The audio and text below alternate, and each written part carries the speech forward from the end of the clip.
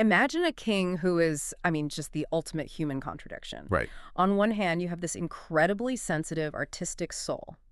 A man who, and this is the story, literally held Leonardo da Vinci in his arms as he took his final breath. A true Renaissance man. Exactly. He's the visionary who built these gorgeous chateaus all over France. And, well, he basically invited the entire Renaissance to pack its bags and move to Paris. But then you flip that coin. Yeah. You flip it over, and this same guy is a brutal, muddy boots warrior out there fighting in the trenches himself. Yeah. He's the one writing letters home from a Spanish prison cell, saying all's lost save honor. He's a king who made alliances that just shocked the entire Christian world. And who, when he was pushed, could unleash this just unbelievably fiery, brutal persecution on his own subjects. It's a lot to hold to one person. It is a lot to reconcile. Welcome to the Deep Dive. Today we're unpacking the life and reign of Francis I of France. He ruled from 1515 to 1547. And if you look at the history books, the sources, Yep. he's often called the father and restorer of letters, a very lofty title. But the sources we're looking at today also highlight a different nickname, one that was apparently pretty common at the time. Francois Grandet.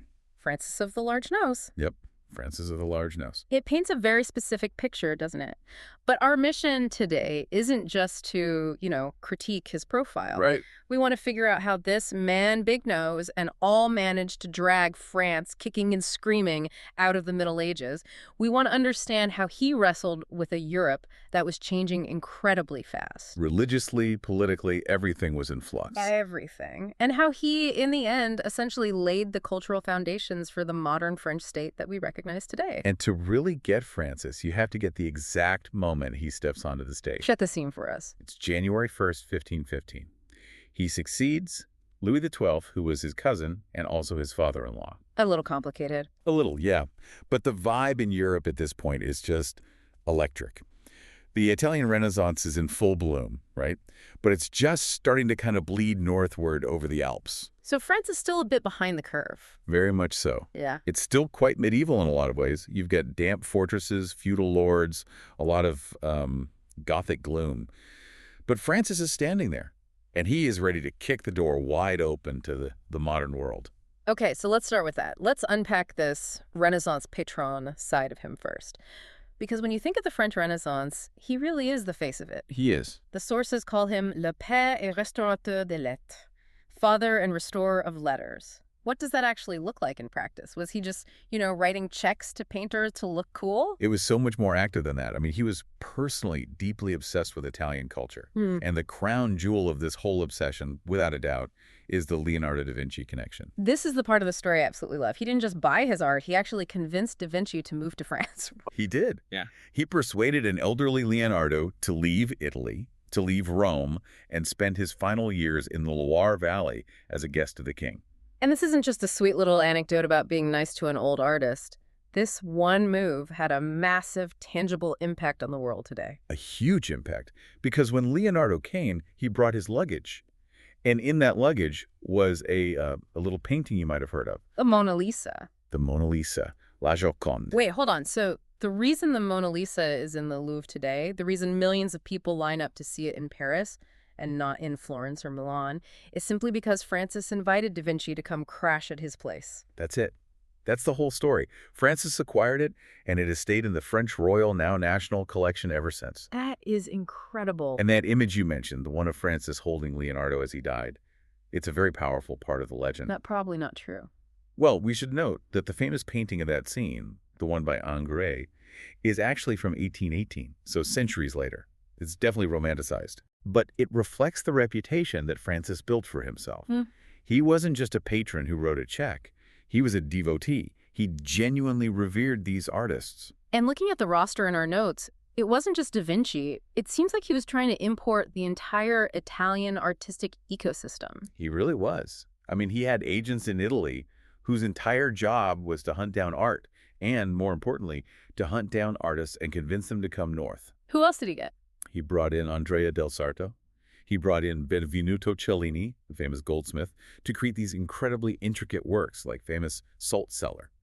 He hired Rosso Fiorentino to decorate his palaces. So he was literally building a new visual identity for the French monarchy. Exactly. Shifting it away from the old, dark, Gothic style toward this new, brilliant, classical-inspired look. And speaking of building, we have to talk about the architecture, because if you visit the Loire Valley today, you are basically walking through Francis's checkbook. You really are. Yeah. And the standout, the one everyone knows, has to be the Château de Chambord. It's breathtaking. It is. And if you look at it, it doesn't look like a defensive fortress that's meant to stop an army. It looks like a fantasy castle pulled from a storybook. Fantasy castle is the perfect description. It's huge, it's spiky, it's incredibly ornate. It is the physical manifestation of his entire reign. I mean, it's got medieval roots, sure. It has the towers and the moat. Right. But the style, all the detail, is pure Italian Renaissance splendor. And there's a Da Vinci connection here too, isn't there? There are theories, and they're pretty well supported by the sources, that Da Vinci himself might have had a hand in designing it, particularly that famous double helix staircase. Ah, the one where two people can go up and down at the same time but never actually cross paths? That's the one. It just feels like a Da Vinci invention, doesn't it? So clever and so theatrical. Very much so. But he didn't just stop in the countryside. He turned his attention to Paris as well, to the Louvre. Yes, and that's so significant for anyone visiting Paris today. The Louvre, you have to remember, was originally this grim medieval fortress. Right. It was for defense, not for living. Exactly. It was there to defend the city. Yeah. Francis is the one who began the transformation from a fortress into the grand palace we recognize. He also poured a ton of money into the Château de Fontainebleau. Which became his favorite spot. His favorite residence, yeah. And also home to his official mistress, the Duchess of Eton. We'll definitely get to the personal drama later, but it sounds like Fontainebleau was the real center of the action. It was the center of court life. But what's so fascinating here is that Francis wasn't just building nice houses for himself and his mistresses. He was consciously building a reputation as an intellectual. Okay. The sources make a real point to say he was a man of letters who actually read the books he bought. Which apparently was kind of rare for a king. Surprisingly so. I mean, many monarchs collected books as status symbols. You know, they'd have these fancy bindings made to look good on a shelf. Right, for show. For show. Francis engaged with the material. He seriously improved the royal library. He appointed the great humanist Guillaume Boudet as his chief librarian. And here's where it gets really interesting for the history of knowledge itself. What did he do? He opened his library to scholars. That sounds like a really modern concept, like open access. It was revolutionary for the time. He wanted to facilitate the diffusion of knowledge. And then, in 1537, he signs the Ordonnance de Montpellier. The Ordinance of Montpellier. And this decreed that his library must receive one copy of every single book sold in his kingdom. Wait, that's the precursor to the legal deposit system we have today, like the Library of Congress or the British Library getting a copy of everything that's published. Exactly. It started with Francis. He wanted to capture and preserve the entire intellectual output of his kingdom. That is a visionary move. It's incredible. Yeah. And he wasn't just a collector. He was in conversation with thinkers. He corresponded with philosophers, including, and this is notable, women like the Abbess Claude de Bectos. And what was that relationship like? The sources say he would carry her letters around with him to show the ladies of the court, saying, "Look at this brilliance. You should all aspire to this." It shows a man who genuinely valued intellect, regardless of where it came from. So we have this picture of a high-minded, book-loving, art-collecting intellectual, a true Renaissance prince. We do. But now we need to pivot, and pivot hard. Because the same man was known as the Night King. And his reign wasn't just library visits and chatting with philosophers. It was constant, brutal warfare. This is the great contradiction of Francis VI. You cannot tell his story without telling the story of his rivalry with one man, Charles V. Charles V, the Holy Roman Emperor, the big bad of the story, at least from the French perspective. He is the ultimate antagonist for Francis. To understand why Francis was so constantly at war, you just have to look at a map from that time. What does it show? Charles V ruled Spain, Austria, the Netherlands, and the Holy Roman Empire. France was, quite literally, encircled by the Habsburg monarchy. He's surrounded. Completely surrounded. Francis felt claustrophobic, and he spent his entire reign trying to break out of that box. And it wasn't just geopolitical, it was personal, right? The sources mention Francis tried to get himself elected Holy Roman Emperor. He did in 1519, and he failed spectacularly. Charles won, partly because he basically threatened the electors, and partly because he just paid them more. So Francis starts his reign with a massive chip on his shoulder. A huge one. But, initially, things went very, very well for him on the battlefield. We have to talk about the Battle of Marignano in 1515. This is right at the start of his reign, Francis's first Italian war. Right. And it was a massive victory, a stunning victory. He just crushes the combined forces of the Papal States and the old Swiss Confederacy, who were considered the best mercenaries in Europe. And the result? He captures Milan. This is the moment that cements his reputation. He's a warrior king. He's young. He's dashing. He's victorious. He's captured one of the jewels of Italy. He feels invincible.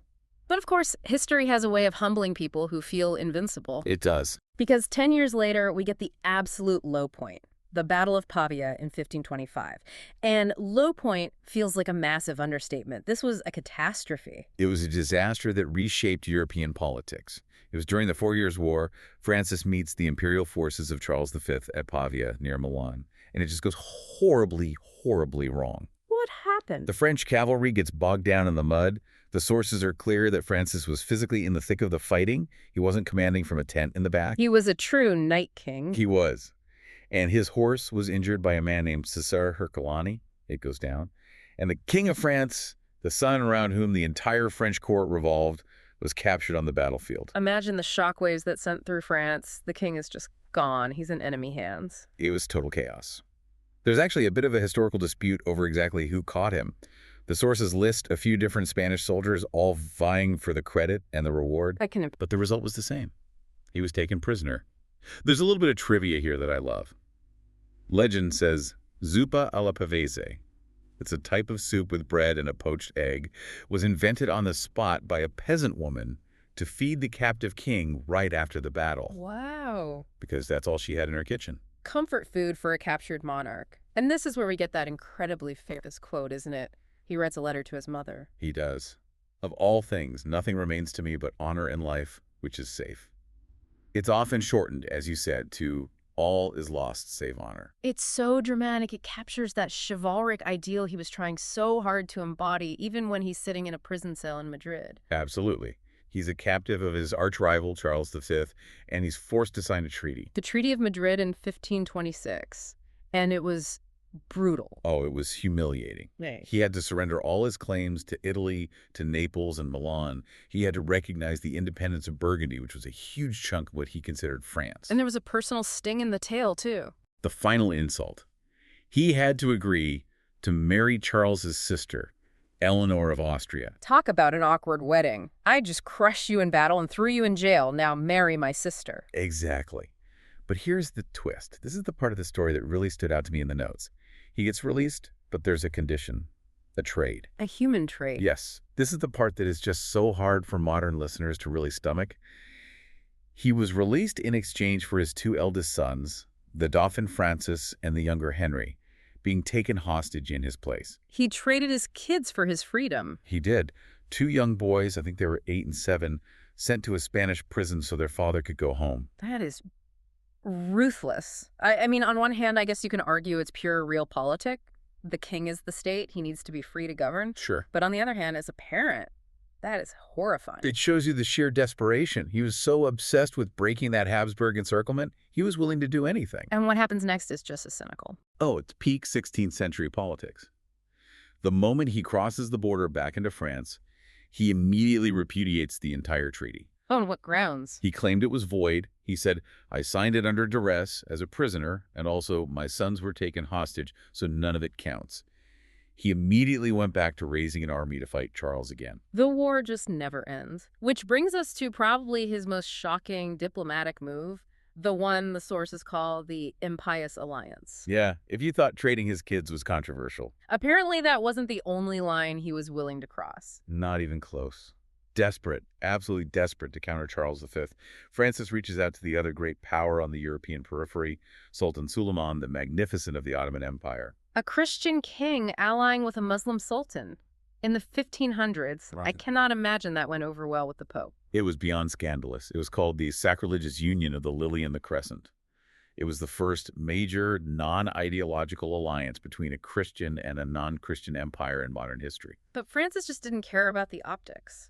Not at all. He cared that the Ottomans were also sworn enemies of the Habsburgs. It's the classic, the enemy of my enemy is my friend. And it wasn't just a paper alliance, right?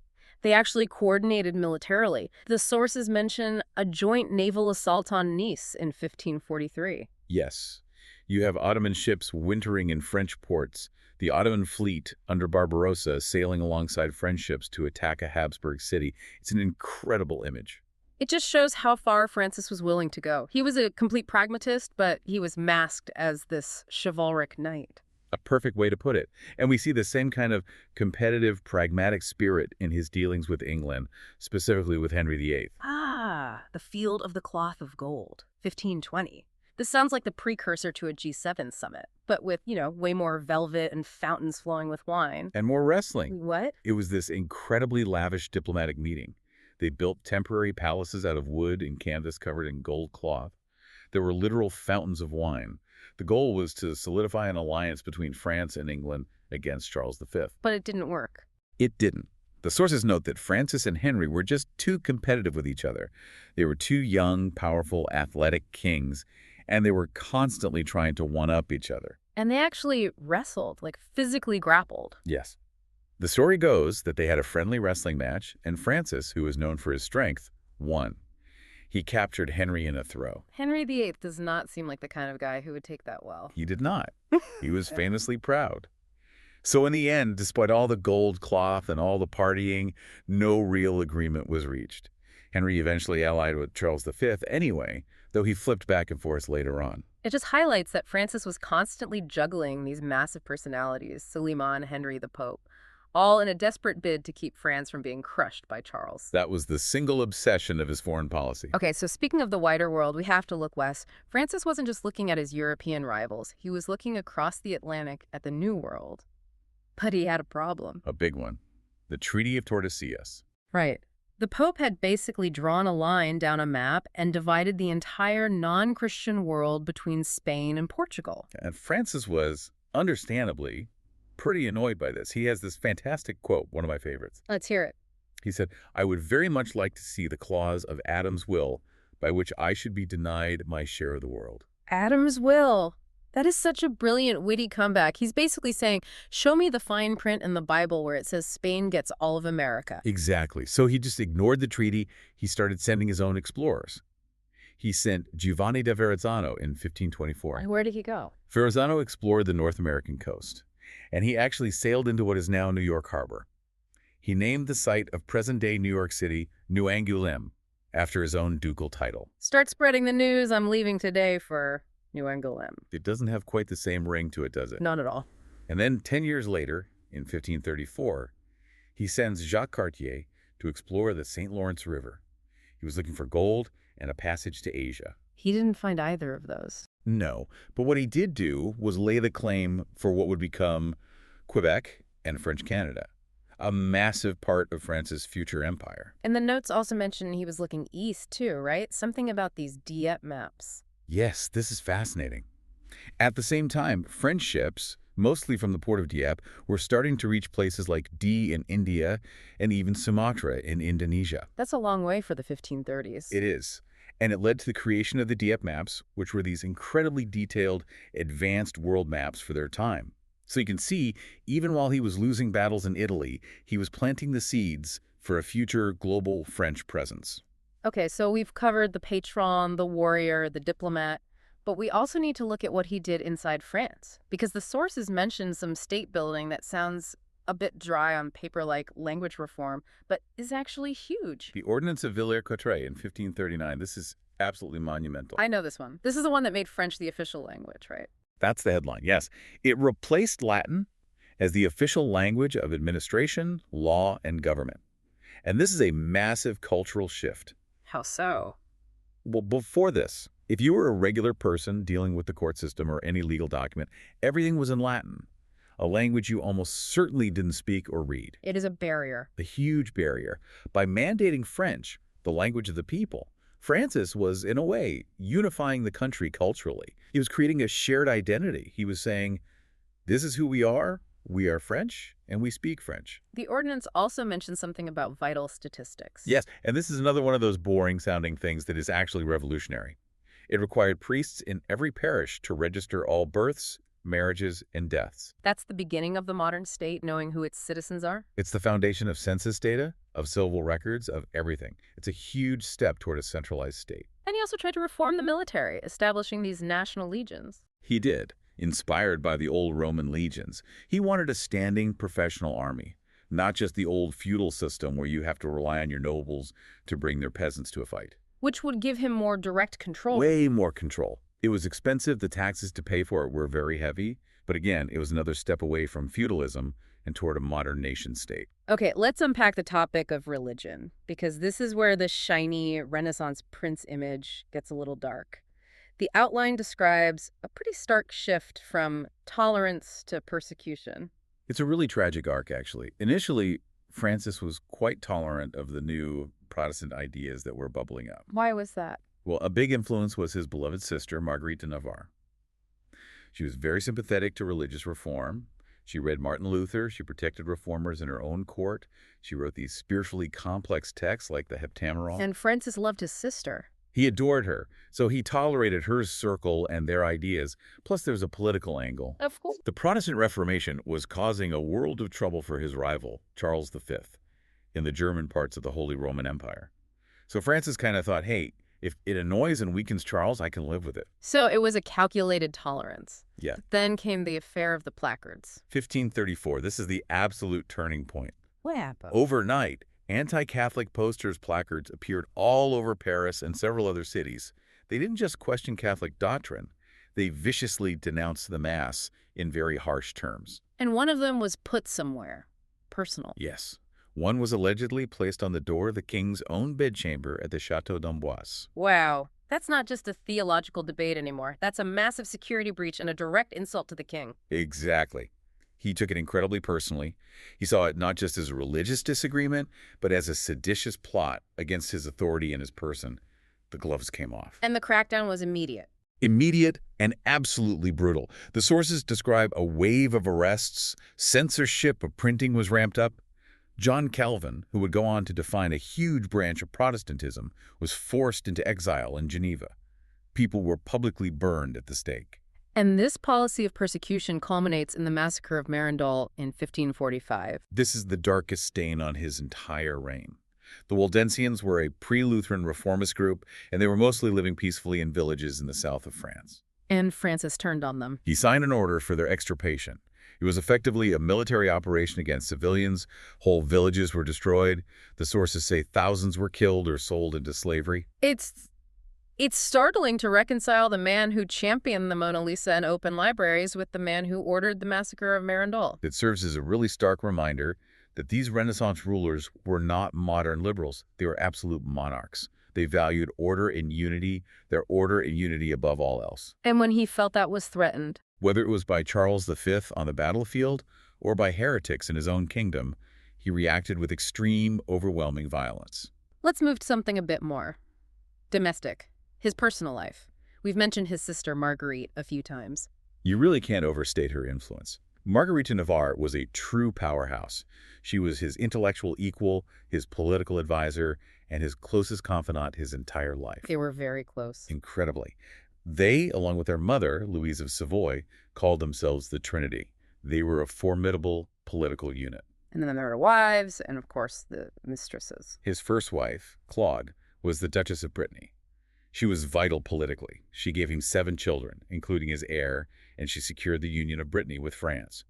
But she was often overshadowed by the more glamorous women at court. And after she died? After she died, his official mistress, Anne de Pisseleu, who became the Duchess of Étampes, became incredibly powerful. And the sources note he was the first king to actually use the formal title maîtresse en titre, official mistress. Yes, he basically institutionalized the role. Bro. And Anne Pisseleu was not just a pretty face. She was described as blonde, very cultured, and extremely politically savvy. She wielded real power at court, often clashing with Francis's top military leaders. So she set a precedent.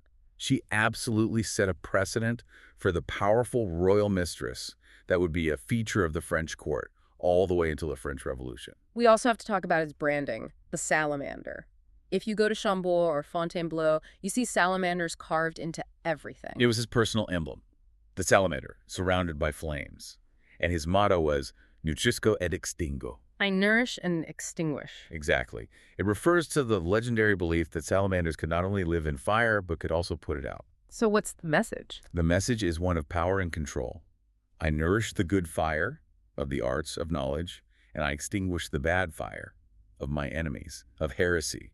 It's a statement of absolute authority. And of course, we have to come back to the nose. François de Grammey. He was a very large man, very tall for his time, and the nose was a prominent feature. He seems to have owned it. It was part of his imposing, larger-than-life physical presence. So Francis died in 1547 at the Château de Rambouillet.